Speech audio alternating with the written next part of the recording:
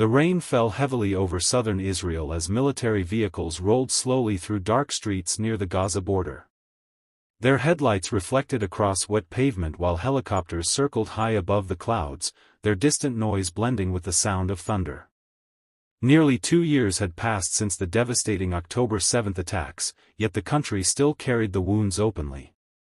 Burned houses stood abandoned in some towns, walls covered with faded photographs of missing relatives and handwritten messages demanding justice.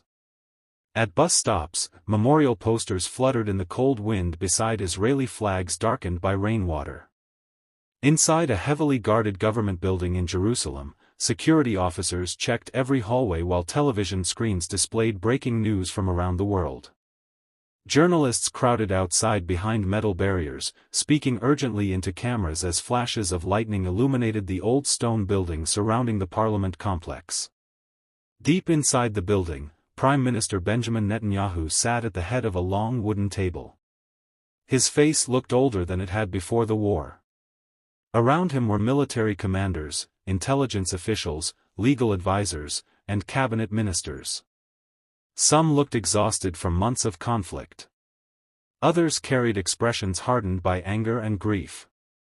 The room remained silent as a large digital screen displayed classified information about captured attackers accused of organizing and carrying out parts of the October 7 assault led by Hamas.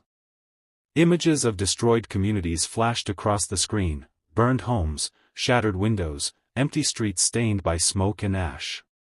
One minister broke the silence. "Our people are demanding justice," he said firmly. The nation watched innocent civilians slaughtered in their homes. Families were destroyed. Children were killed. If these crimes do not deserve the highest punishment, then what does? Another official leaned forward slowly.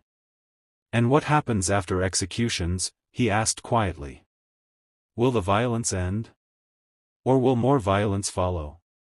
A tense silence spread through the room. Outside, the storm intensified. Rain hammered against the windows while distant sirens echoed somewhere across the city. For months, the country had argued over the issue. Television debates filled every evening. Some citizens believed the attackers deserved death sentences for the scale of horror caused during the assault. Others feared executions would deepen hatred across the region and ignite another cycle of revenge. One legal advisor adjusted his glasses nervously. "This decision will change Israel forever," he warned. "The international reaction will be severe. Human rights